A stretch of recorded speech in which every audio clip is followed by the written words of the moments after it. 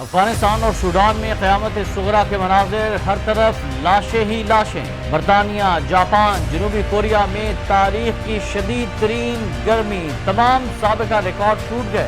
امریکہ ایک اور جنگ شروع کرنے جا رہا ہے۔ امریکی بحری جنگی جہاز وینزویلا پر حملہ آور، صدر مادورو کا اہم بیان سامنے آ گیا۔ 47 افراد پر مشتمل 10 افغان خاندان پاکستان سے جرمنی کیسے پہنچ گئے؟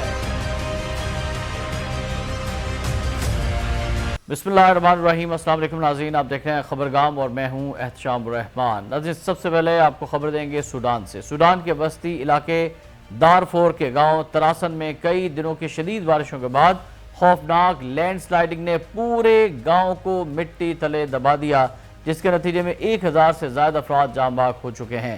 فاکس نیوز کے مطابق یہ واقعہ 31 اگست کو پیش آیا تھا، تاہم خبر اب سامنے آئی ہے۔ باغی گروہ سوڈان لبریشن موومنٹ آرمی نے دعویٰ کیا ہے کہ گاؤں کے تقریباً تمام رہائشی لقمہ اجل بن گئے ہیں اور صرف ایک شخص زندہ بچ سکا ہے۔ ابھی تک آزاد ذرائع سے ہلاکتوں کی تصدیق ممکن نہیں، کیونکہ تنازع کے باعث اس خطے تک رسائی محدود ہے۔ تاہم اگر یہ اعداد درست ثابت ہوئے تو یہ سوڈان کی حالیہ تاریخ کی سب سے بڑی قدرتی آفت ہوگی۔ دارفور کے گورنر منی مناوی نے اس واقعے کو انسانی المیہ قرار دے دیا ہے۔ باغی گروہ نے اقوام متحدہ اور عالمی اداروں سے اپیل کی ہے کہ وہ امدادی کارروائیوں، لاشوں کی بازیابی اور متاثرہ علاقے کی بحالی میں فوری مدد فراہم کریں۔ ادھر برطانوی نشریاتی ادارے کی رپورٹ کے مطابق باغی گروپ کے جاری کردہ بیان میں کہا گیا کہ یہ واقعہ اتوار کے روز مسلسل کئی دنوں کی شدید طوفانی بارشوں کے بعد پیش آیا تھا، جس نے ترسین نامی گاؤں کو تقریباً مکمل طور پر تباہ کر دیا ہے۔ باغی گروپ کے مطابق صرف ایک شخص ہی اس لینڈ سلائیڈنگ میں خوش قسمتی سے زندہ بچ سکا ہے۔ ناظرین، سوڈان کے اس باغی گروپ جس کا نام لبریشن موومنٹ ہے، اس نے اقوام متحدہ سمیت تمام علاقائی اور بین الاقوامی اداروں سے فوری طور پر انسانی امداد کی اپیل کر دی ہے۔ مرہ پہاڑوں کا علاقہ جو کہ شمالی دارفور کے ان ہزاروں افراد کی پناہ گاہ بن چکا تھا جو سوڈانی فوج اور نیم فوجی تنظیم ریپڈ سپورٹ فورسز RSF کے درمیان جاری خانہ جنگی کے باعث اپنے گھروں سے بے دخل ہو چکے تھے۔ یہ بھی آپ کو بتا چلیں کہ اپریل 2023 سے شروع ہونے والے اس خانہ جنگی نے سوڈان کو قحط سالی میں بھی دھکیل رکھا ہے، جبکہ مغربی دارفور کے علاقے میں نسل کشی کے الزامات بھی سامنے آ چکے ہیں۔ اس خانہ جنگی میں ہلاکتوں کے اعداد و شمار متضاد ہیں، لیکن ایک امریکی عہدیدار نے گزشتہ سال اندازہ لگایا تھا کہ سن 2023 سے اب تک 1.5 لاکھ سے زائد افراد اس خانہ جنگی میں ہلاک ہو چکے ہیں سوڈان میں، جبکہ تقریباً 1 کروڑ 20 لاکھ افراد بے گھر ہو چکے ہیں۔ اور مرہ نامی پہاڑوں کے اس علاقے پر قابض سوڈان لبریشن موومنٹ کے مختلف دھڑوں نے RSF کے خلاف سوڈانی فوج کے ساتھ مل کر لڑنے کا اعلان کر رکھا ہے۔ یہ بہت بڑی آفت ہے سوڈان کے اندر اور اس پر فوری طور پر اقوام متحدہ کو حرکت میں آنا چاہیے۔ ناظرین، دوسری جانب قیامت خیز مناظر افغانستان میں بھی دیکھنے کو مل رہے ہیں اور پوری دنیا جو ہے وہ اس وقت ایسا لگ رہا ہے کہ قیامت کے بہت زیادہ قریب ہے۔ ہر طرف تباہی ہے، موسمیاتی تبدیلیوں کی وجہ سے، زلزلوں کی وجہ سے، سیلاب، طوفان، کلاؤڈ برسٹ کی وجہ سے۔ افغانستان میں 6 شدت کے خطرناک زلزلے کے نتیجے میں اموات کی تعداد 1100 سے تجاوز کر چکی ہے۔ افغان ہلال احمر کے مطابق اتوار اور پیر کے درمیان شب آنے والے زلزلے سے اموات کی تعداد 1124 تک جا پہنچی ہے، جبکہ زلزلے سے 3251 افراد اب تک کی اطلاعات کے مطابق زخمی ہیں اور 8000 سے زائد گھر تباہ ہو چکے ہیں۔ افغانستان کے سرکاری میڈیا کا بتانا ہے کہ زلزلے سے سب سے زیادہ نقصان صوبہ کنڑ میں ہوا ہے۔ امریکی جیولوجیکل سروے کے مطابق زلزلے کا مرکز صوبہ ننگرہار کے شہر جلال آباد کے قریب تھا اور اس کی گہرائی 8 کلومیٹر ریکارڈ کی گئی۔ رپورٹس کے مطابق زلزلہ مقامی وقت کے مطابق رات 11:47 پر افغانستان میں آیا اور تقریباً 20 منٹ بعد ہی اسی صوبے میں 4.5 شدت کا ایک اور جھٹکا محسوس کیا گیا، جس کی گہرائی صرف 10 کلومیٹر تھی۔ افغانستان میں 6 شدت کا خطرناک زلزلہ آنے سے بہت بڑی تباہی ہوئی ہے۔ ادھر نائب وزیر اعظم اور وزیر خارجہ پاکستان اسحاق ڈار نے افغان وزیر خارجہ امیر خان متقی سے اس زلزلے کے بعد آفت کے بعد ٹیلی فونک رابطہ کیا اور افغانستان میں آنے والے ہولناک زلزلے میں سینکڑوں افراد کی جاں بحق ہونے پر گہرے دکھ اور افسوس کا اظہار کیا ہے۔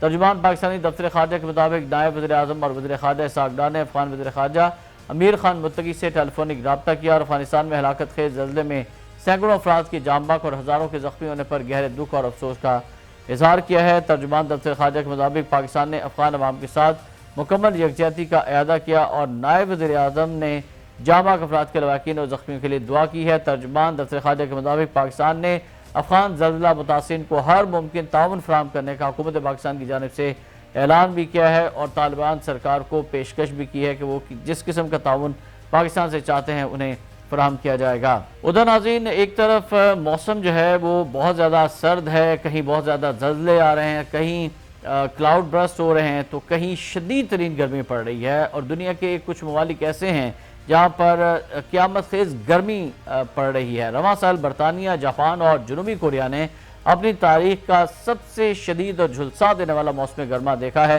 جس نے درجہ حرارت کے تمام سابقہ ریکارڈ توڑ دیے ہیں۔ اے ایف پی کی رپورٹ کے مطابق برطانیہ، جاپان اور جنوبی کوریا کے محکمہ موسمیات نے بتایا کہ ان ممالک نے رواں سال ریکارڈ کے مطابق سب سے زیادہ گرم موسم برداشت کیا۔ محکمہ موسمیات نے کہا کہ دنیا بھر میں درجہ حرارت حالیہ برسوں میں تیزی سے بڑھ رہا ہے، کیونکہ انسانی عمل سے ہونے والی ماحولیاتی تبدیلی موسم کے نظام کو مزید غیر متوازن بنا رہی ہے۔ برطانیہ کا جون تا اگست اوسطاً درجہ حرارت 16.1 ڈگری سینٹی گریڈ ریکارڈ ہوا، جو طویل المدتی اوسط سے 1.51 ڈگری زیادہ تھا، اور 1884 سے اب تک کا سب سے بلند درجہ حرارت ثابت ہوا۔ 2018 کے ریکارڈ کو پیچھے چھوڑتے ہوئے برطانیہ کے موسم گرما میں 4 ہیٹ ویوز آئے تھے، اور اوسط سے کم بارشیں ہوئیں، اور سورج مسلسل چمکتا ہی رہا، اور یہ سب اس وقت ہوا جب ملک نے یعنی برطانیہ نے ایک صدی سے زائد عرصے کے بعد سب سے گرم بہار دیکھی۔ جاپان میٹرولوجیکل ایجنسی JMA نے بتایا کہ جاپان میں 3 ماہ کے اسی عرصے میں اوسط درجہ حرارت معمول سے 2.36 ڈگری زیادہ رہا، جو 1898 سے ریکارڈ رکھنے کے بعد سب سے زیادہ ہے۔ یہ مسلسل تیسرا سال تھا جب گرمی کے ریکارڈ ٹوٹے۔ جاپان کی fire and disaster management agency کے مطابق اس سال کی شدید گرمی کے باعث 1 مئی سے 24 اگست کے درمیان جاپان بھر میں تقریباً 84,521 افراد کو اسپتال میں داخل کرایا گیا، اور کوریا میٹرولوجیکل ایڈمنسٹریشن نے بتایا کہ جنوبی کوریا میں جون تا اگست اوسط درجہ حرارت 25.7 ڈگری ریکارڈ کیا گیا، جو 1973 سے ڈیٹا جمع کرنے کے بعد سب سے زیادہ ہے۔ اس سے قبل ریکارڈ 25.6 ڈگری تھا، جو گزشتہ سال بنا تھا۔ برطانیہ جو عموماً مرطوب اور سرمئی موسم کے لیے جانا جاتا ہے، اس بار ریکارڈ گرمی سے دوچار رہا۔ یہ ایک ایسے ملک کے لیے بہت بڑا چیلنج تھا جو اس طرح کے حالات کے لیے تیار نہیں ہے، اور وہاں پر گھروں کا ڈیزائن سردیوں میں گرمی روکنے کے لیے اور عام گھروں یا عوامی مقامات جیسے لندن کے زیر زمین میٹرو سسٹم میں ایئر کنڈیشنرز نایاب ہیں۔ لندن میں اگست کی ہیٹ ویو کے دوران 26 سالہ چینی طالب علم روائڈی لیو نے کہا کہ یہاں گرم دن گزارنا مشکل ہے، ہمارے ہاسٹل میں ایئر کنڈیشنر نہیں ہے، بعض اوقات بہت زیادہ گرمی ہو جاتی ہے، خاص طور پر پبلک ٹرانسپورٹ میں۔ ناظرین، انگلینڈ کے 14 میں سے 5 خطوں میں قحط کا بھی اعلان کیا گیا، جبکہ ماحولیاتی ایجنسی نے پانی کی کمی کو قومی سطح پر سنگین قرار دیا، کیونکہ کسانوں کو کمزور فصلوں کا سامنا ہے۔ ادھر ٹوکیو میں 22 سالہ کاروباری خاتون میو فوجیتا نے بتایا کہ انہوں نے زیادہ تر وقت اندر ہی گزارا تاکہ سخت گرمی سے بچ سکیں۔ ان کا کہنا تھا کہ جب وہ بچی تھیں تو گرمیوں میں باہر جا کر کھیلا کرتی تھی، کیا اب بچے باہر کھیل سکتے ہیں؟ ان کے خیال میں یہ ناممکن ہے۔ ماہرین موسمیات کے مطابق جاپان کے مشہور چیری کے درخت اب پہلے کھلنے لگے ہیں یا پھر بالکل ہی نہیں کھلتے، کیونکہ خزاں اور سردیاں اتنی ٹھنڈی نہیں رہیں کہ پھول آنے کا عمل شروع ہو سکے۔ پچھلے سال ماؤنٹ فیوجی کی مشہور برفانی چادر ریکارڈ طویل مدت تک غائب رہی تھی اور نومبر کے اوائل تک نہیں دیکھی گئی، حالانکہ عام طور پر یہ اکتوبر کے اوائل میں ظاہر ہو جاتی ہے۔ دو جانب جنوبی کوریا مشرقی ساحلی شہر گونگ نینگ میں طویل قحط سے نبرد آزما ہے۔ 2 لاکھ آبادی والے اس شہر میں قومی آفت کا اعلان کیا گیا ہے، کیونکہ اوبونگ ذخیرے میں پانی کی سطح جو شہر کا بنیادی ذریعہ آب ہے 15% سے بھی کم رہ گئی ہے۔ خشک سالی کے باعث حکام نے پانی کی پابندیاں عائد کی ہیں، جن میں گھروں کے 75% پانی کے میٹرز بند کرنا بھی مشکل ہے۔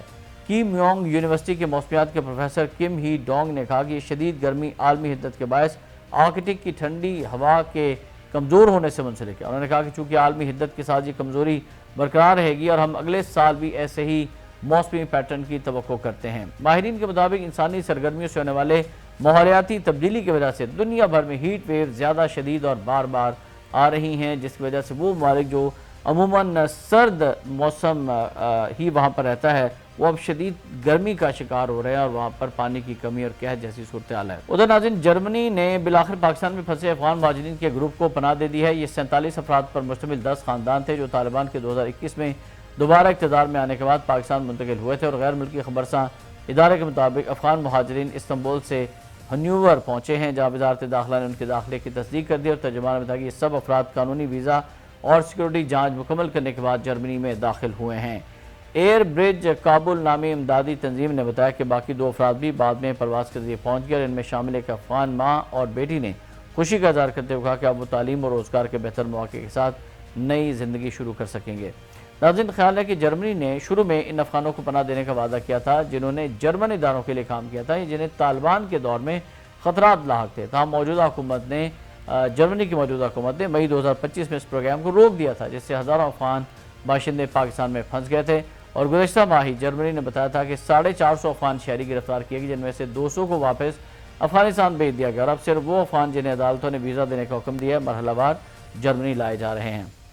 और नाज़रीन, आखिर में आपको बताएं कि क्या दुनिया में एक नई जंग शुरू होने जा रही है और सदर डोनाल्ड ट्रंप जो है वो अपनी ज़ाती गुस्सा निकाल रहे हैं और क्या वेनेज़ुएला की मादनियात पर और उनके ज़खायर पर भी कब्ज़ा करना चाहते हैं, क्योंकि वेनेज़ुएला के सदर निकोलस मादुरो ने दावा किया है कि 8 अमरीकी बहरी जंगी जहाज़ 1200 मिसाइलों के साथ उनके मुल्क को निशाना बना रहे हैं, जो मुजरिमाना और खून रेज धमकी है। फ्रांसीसी खबरसां इदारे की रिपोर्ट के मुताबिक अमरीका मादुरो पर मनशियात के कार्टेल की क़यादत करने का इल्ज़ाम लगाता है और जनूबी कैरेबियन में इंसदाद मनशियात ऑपरेशन के तहत जंगी जहाज़ भेजने का उसने ऐलान किया था। क्राकोस में पीर को बैन अवी मीडिया से मुलाकात में वेनेज़ुएला के सदर निकोलस मादुरो ने कहा कि हमारे बरआज़म ने पिछले 100 बरसों में सबसे बड़ा खतरा देखा है, 8 बहरी जंगी जहाज़ों की सूरत में, जिन पर 1200 मिसाइल हैं और एक आबदोज़ भी है जो वेनेज़ुएला को निशाना बना रही है। वेनेज़ुएला के सदर के 2024 और 2018 के हालिया दोनों इंतखाबात को अमरीका और आलमी बरादरी के बेशतर ममालिक ने तस्लीम नहीं किया है। निकोलस मादुरो ने कहा कि ज़्यादा से ज़्यादा फौजी दबाव के जवाब में हमने वेनेज़ुएला के दिफा के लिए ज़्यादा से ज़्यादा तैयारी का ऐलान किया है। वाशिंगटन ने वेनेज़ुएला के सदर मादुरो की गिरफ्तारी पर इनाम की रकम दुगनी करके $5 करोड़ का रखी है, लेकिन वेनेज़ुएला पर हमले की कोई सरकारी धमकी नहीं दी गई है। क्राकोस ने कहा है कि वो अपने इलाकाई पानियों की निगरानी करेगा और अमरीकी धमकियों के जवाब में 40 लाख से ज़ायद मलेशिया अरकान को मुतहरिक करेगा। वेनेज़ुएला के सदर मादुरो ने अफसोस जाहिर किया कि अमरीका के साथ राब्ते के चैनल्स ख़त्म हो गए हैं और अज़म जाहिर किया कि उनका मुल्क किसी भी किस्म के दबाव या धमकी के आगे कभी नहीं झुकेगा। वेनेज़ुएला के सदर मादुरो ने अमरीकी सदर ट्रंप को खबरदार किया कि उनके वज़ीर ख़ारजा मार्को रूबियो उन्हें वेनेज़ुएला के अवाम के खिलाफ कत्लेआम के साथ खूनरेज़ी की तरफ धकेलना चाहते हैं। नाज़रीन, आज की इस व्लॉग से फिलवक्त इतना ही। एहतशाम रहमान को इजाज़त दीजिएगा। अल्लाह हाफ़िज़।